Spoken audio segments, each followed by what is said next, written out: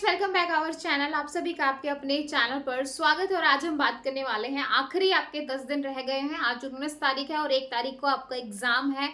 तो आखिरी इन 10 दिनों में आपको किस तरीके से पढ़ना है ताकि आप अपने सब्जेक्टिव एग्जाम में काफी अच्छा करके आ सको। इससे पहले आप सभी को पता है कि एचपीएससी के सब्जेक्टिव पेपर स्टार्ट हो गए हैं और 17 तारीख को आपका सब्जेक्टिव का पहला पेपर था। पेपर जो है, पेपर का लेवल अच्छा खासा था। ऐसा नहीं आप बोल सकते कि 11-12 की एनसीईआरटी से आपको काफी सारी चीजें जो है आपको डायरेक्ट क्वेश्चन मिल गए हों। बिल्कुल डायरेक्ट क्वेश्चन नहीं थे। बहुत सारी चीजों को करंट से रिलेट करके जो है आपसे पूछा गया था। क्वेश्चन घुमा फिरा के पूछे गए थे, लेकिन इतना मुश्किल भी नहीं था। तो कुल मिला के पेपर जो है वो आपका मीडियम लेवल का आया था और काफी सारी चीजें हैं। और वही उसी के बेस पे जो है मैं ये आप लोगों के लिए 10 डेज स्ट्रैटेजी लेके आई हूँ कि इन आखिरी 10 दिनों में आपको क्या करना है, किस तरीके से करना है। एग्जाम में प्रैक्टिकल आएंगे, थ्योरी आएगा, या फिर जो है कौन सी यूनिट से कितने कितने मार्क्स का आने वाला है, हमें कौन सी यूनिट को ज़्यादा प्रेफर करना चाहिए, कोर वाले सब्जेक्ट पे ज़्यादा फोकस करें, एनसीईआरटी वाले पे ज़्यादा करें, क्या करें, है ना। तो यही सारी चीज़ें। हाँ जी।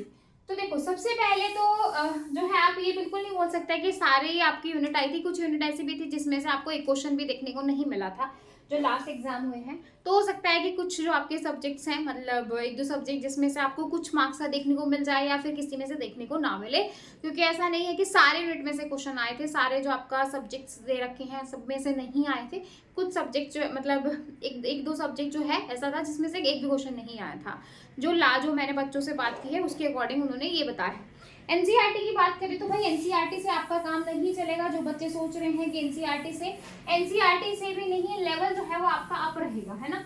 एनसीईआरटी से काम नहीं चलेगा, लेवल आपका अप रहेगा, यानी कि कोर सब्जेक्ट्स को आपको फोकस देना पड़ेगा अच्छा खासा, है ना। टीओसी आप मान के चलो कि टीओसी में से अच्छा खासा आपको देखने को मिल सकता है, तो टीओसी को बहुत अच्छे से कर लेना। टीओसी का केला है, हो सकता है आपको 20 मार्क्स का यहाँ से देखने को मिल जाए। बाकी सब्जेक्ट्स आपके नॉर्मल रहेंगे, है ना। और यहाँ पे ज्यादा भी देखने को मिल सकता है। कंपाइलर इसके साथ ऐड कर दे तो मे बी 30-40 का यहाँ से आपको देखने को मिल जाए, क्योंकि टोटल 18 क्वेश्चन रहने वाले हैं। 18 में से 15 आएंगे और यही सारा है। A4 साइज की आपको शीट मिलेगी, जो कि मैं आपको ऑलरेडी बता चुकी हूँ। अब आप इन 10 दिनों में क्या करें, किस तरीके से करें। तो भाई देखो, सिलेबस तो मेरे ख्याल से ऑलमोस्ट सभी का कंप्लीट हो ही गया होगा। अगर कंप्लीट हो गया है तो एक बार जो है रिवीजन कर लो, है ना।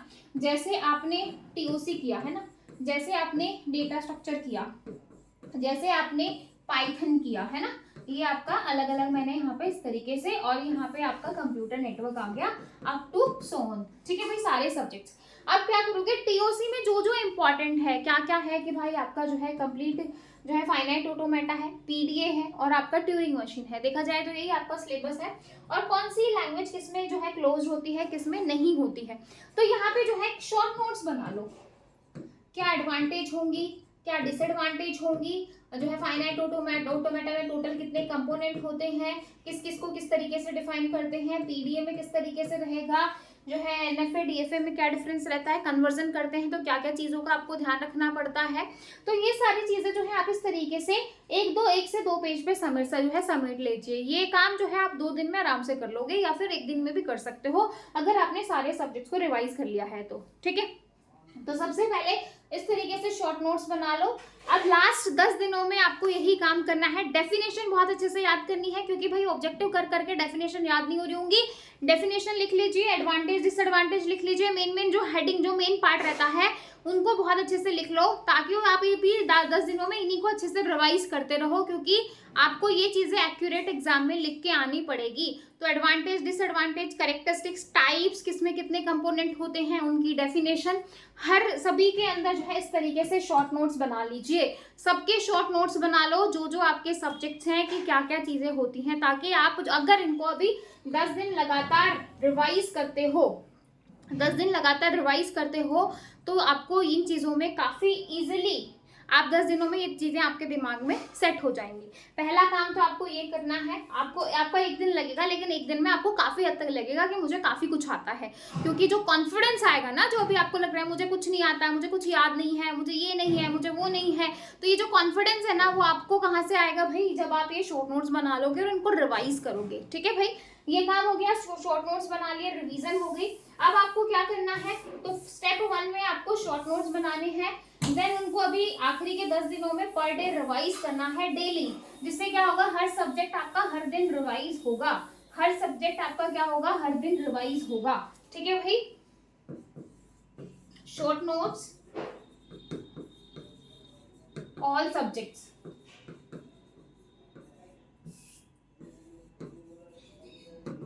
और क्या करना है, रिवाइज डेली।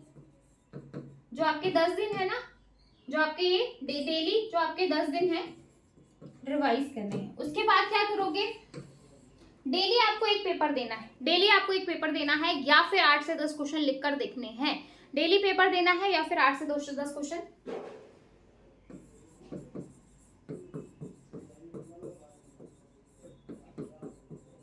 यानी कि डेली आपको 15 क्वेश्चंस लिखने, जिससे क्या होगा, राइटिंग इंप्रूव हो जाएगी।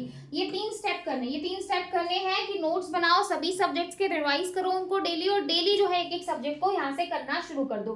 तो ये 3 स्टेप्स आपको करने हैं, जिससे जो है आप अपनी प्रिपरेशन को, यहाँ से आपकी जो प्रिपरेशन है ना, यही 10 दिन जो है वो कंपीट करेंगे बाकी बच्चों को, क्योंकि हर बच्चा अपनी मेहनत करने को लगा हुआ है, हर बच्चा अपनी कोशिश कर रहा है। तो आपको भी जो है उससे और बेस्ट करना है, चाहे भले ही अब सोना ये वो आपको ऐसा लग रहा है तो बहुत कम सोना करो, लेकिन भाई अपना जो ये 3 चीजें हैं इनको करना पड़ेगा। ठीक है भाई। तो आई होप आपको समझ में आया होगा। नोट्स बनाने हैं, डेली रिवाइज करना है और डेली एक पेपर आपको देना है। अगर आप नहीं दे पा रहे हो तो एटलीस्ट 7 से 8, 8 से 10 क्वेश्चन अपनी कॉपी में लिख के देखो। और वो जो क्वेश्चन लिखने हैं वो आपको प्लेन पेपर पर लिखने हैं। A4 साइज के प्लेन पेपर्स मंगवा लीजिए, ताकि जो है मैं एक बार आपको पेपर भी दिखा देती हूँ।